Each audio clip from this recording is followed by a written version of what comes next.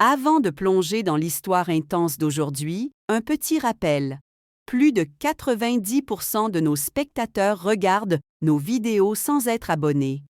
Si vous aimez ce genre de contenu, prenez une seconde pour vous abonner et activez la cloche pour ne rien rater. Et si vous trouvez cette histoire captivante, n'oubliez pas de liker la vidéo, ça nous aide énormément. Je ne sais même pas par où commencer. Peut-être par le commencement, comme on dit. Mon nom est Élise. Pendant longtemps, j'ai cru que ma vie était parfaite.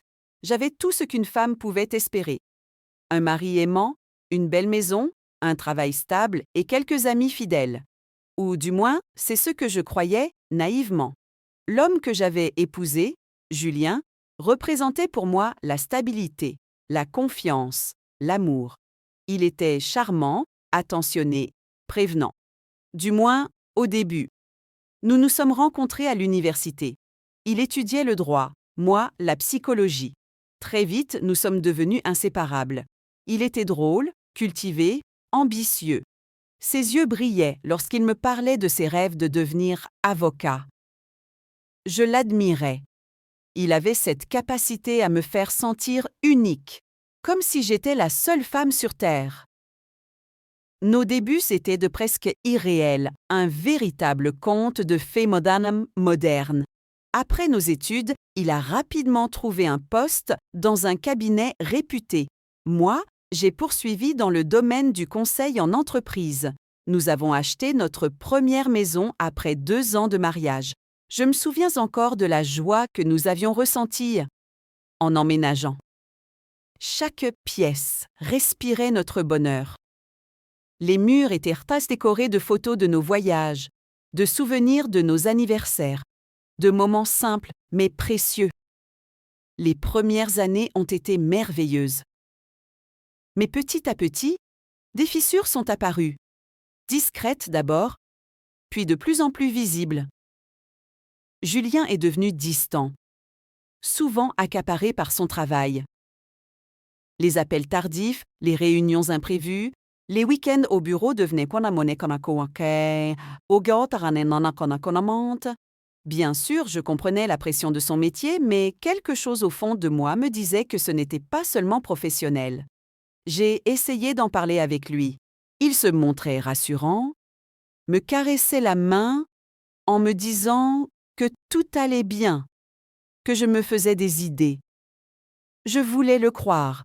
Après tout, je l'aimais.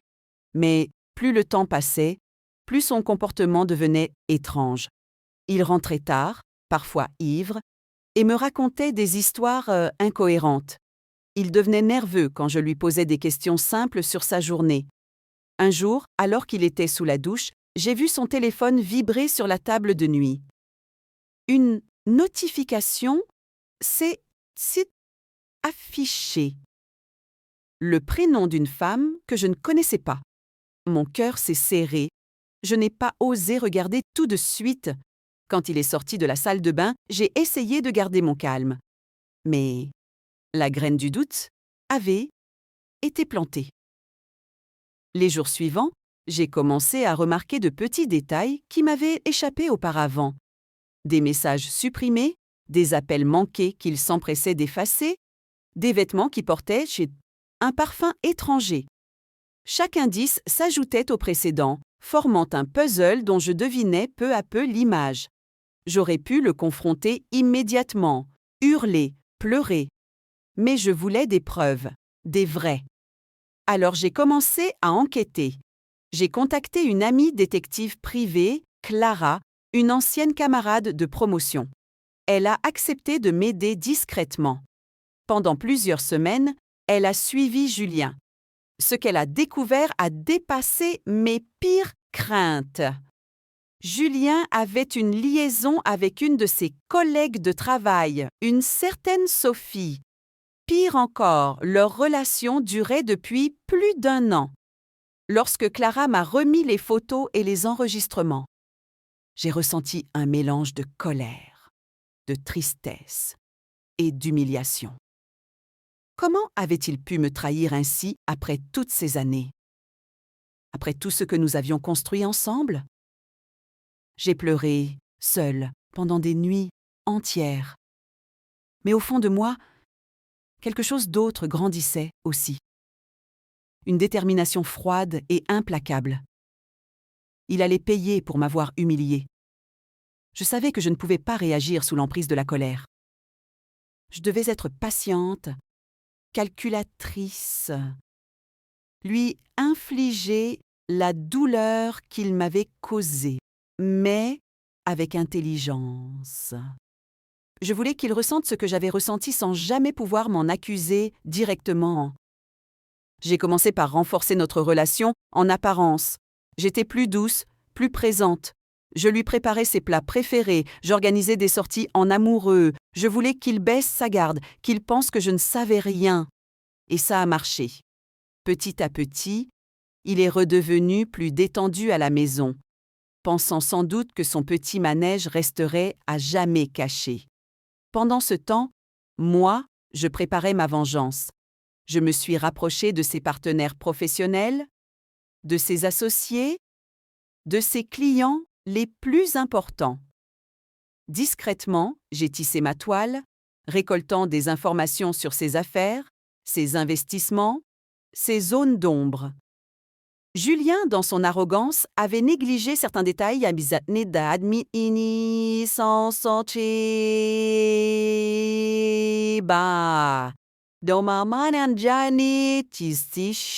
sans faisant mon nom apparaître sur plusieurs documents importants liés à ces sociétés. En parallèle, j'ai pris soin de réunir toutes les preuves de son adultère dans un dossier bien ficelé.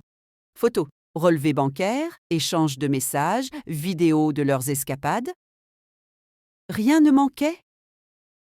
Je savais qu'au moment venu, ces éléments seraient dans des armes redoutables entre mes mains. Le plus difficile était de continuer à jouer la comédie. Sourire alors que mon cœur saignait. L'écouter me mentir en face sans ciller. Chaque soir, je rentrais dans notre lit, feignant l'amour et la complicité, tout en aiguisant ma stratégie. Mais plus les jours passaient, plus ma douleur se transformait en une froide satisfaction. Le moment viendrait bientôt où Julien réaliserait l'ampleur de sa trahison. Et ce jour-là, je serais prête. Les semaines qui ont suivi furent les plus intenses de ma vie. Chaque jour, je peaufinais ma stratégie. J'avais accumulé assez de preuves pour détruire non seulement notre mariage, mais aussi sa carrière et sa réputation. Pourtant, je n'avais pas l'intention de me contenter d'un simple divorce. Non, ce serait trop facile pour lui. Il devait sentir la douleur de la perte, du rejet, de la honte. Il devait tout perdre, lentement, comme moi j'avais perdu ma dignité pendant qu'il me mentait. J'ai commencé à mettre en place la première phase de mon plan. Le frapper là où il ne s'y attendait pas. Je savais que son cabinet d'avocats était fragile financièrement.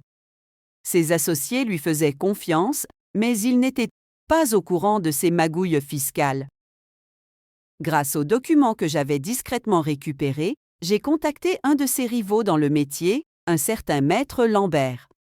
Ce dernier n'était pas un homme honnête, mais il avait toujours convoité la place de Julien dans le milieu. Je lui ai proposé un échange, les documents compromettants contre la garantie de discrétion sur mon identité. Lambert, flairant l'opportunité, a accepté sans hésiter. Très vite, les rumeurs ont commencé à circuler. Les contrôles fiscaux se sont enchaînés. Julien passait ses journées à tenter de colmater les fuites administratives. Je faisais semblant d'être à ses côtés, de le soutenir moralement, mais à l'intérieur, je savourais chaque seconde de son angoisse croissante. Mais ce n'était qu'un début. En parallèle, j'ai discrètement approché Sophie, sa maîtresse. Elle ignorait qui j'étais. Sous un faux profil, je me suis présentée comme une journaliste indépendante enquêtant sur les pratiques douteuses du cabinet de Julien. Naïve et avide de reconnaissance, elle m'a livré des informations précieuses sans se méfier. Ces confidences m'ont permis de reconstituer le tableau complet de leurs relations et de leurs escapades. Financées par par l'argent détourné de l'entreprise. À la maison, Julien commençait à se refermer sur lui-même.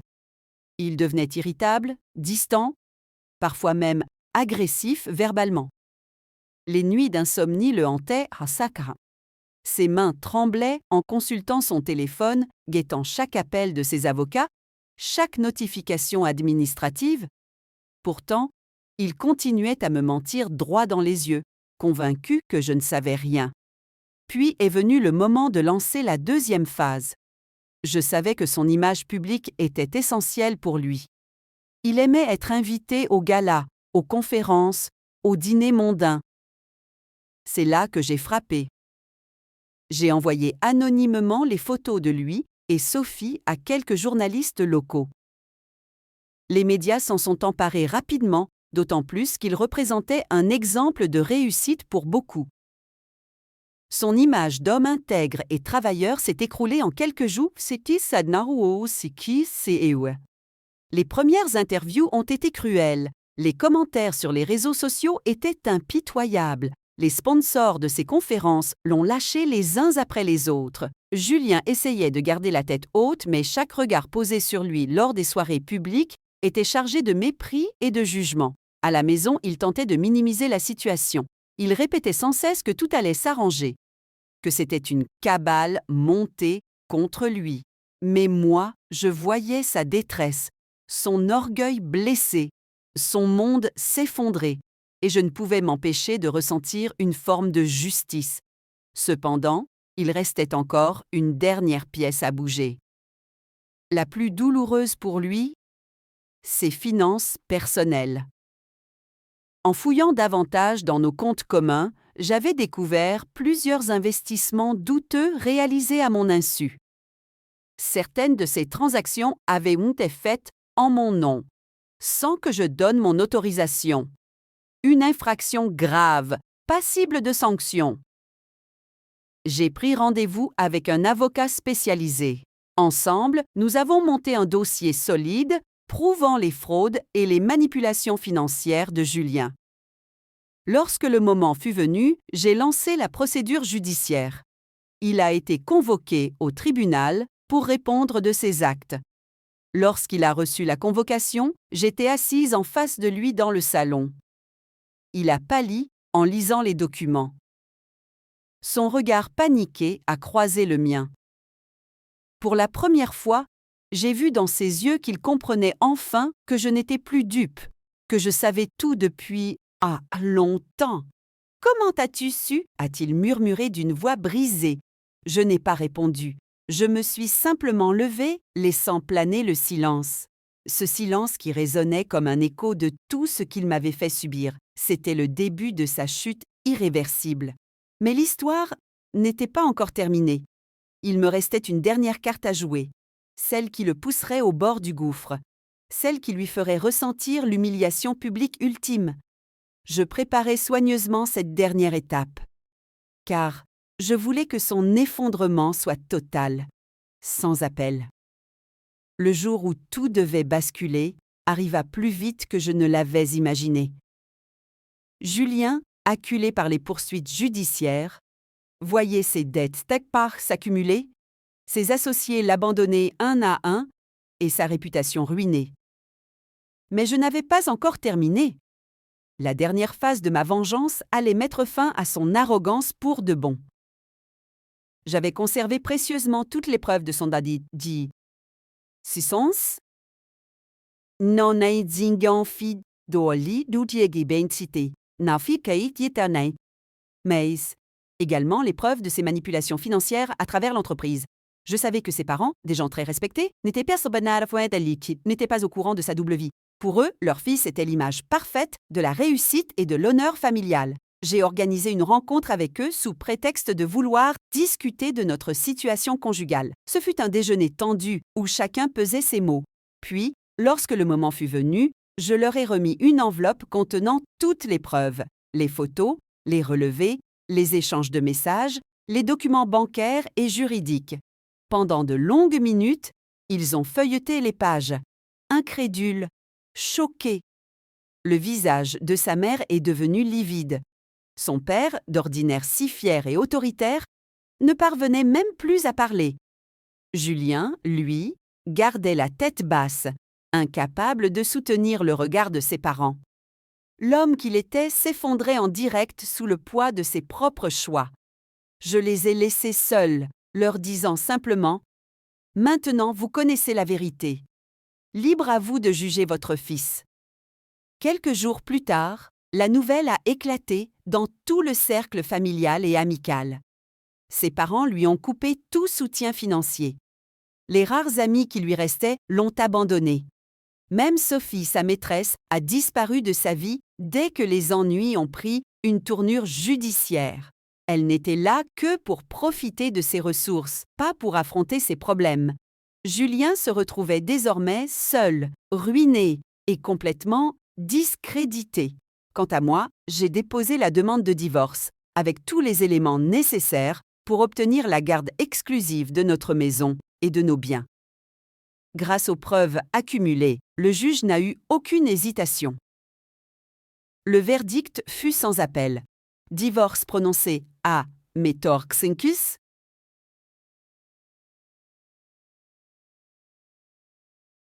quiqueci, avec des dommages et intérêts importants à sa charge. Pendant que lui croulait sous les dettes et les accusations, j'ai pu reconstruire ma vie. Je me suis lancée dans un nouveau projet professionnel entouré de personnes honnêtes et respectueuses. Les blessures étaient encore là, bien sûr, mais chaque jour, je ressentais un peu plus de liberté et de force. Certains pourraient se dire que ma vengeance était cruelle, peut-être, mais elle était juste. Il m'a humiliée, trahie, manipulée pendant des années sans le moindre remords. Tout ce que j'ai fait, c'était de lui tendre un miroir, qu'il voie enfin le reflet de ses propres actions. Aujourd'hui, lorsque je croise son regard par hasard dans la rue, ce regard vide d'un homme brisé, je ne ressens plus de colère ni de tristesse. Seulement une immense paix intérieure. Car moi, je suis debout. Et lui, il a récolté exactement ce qu'il méritait.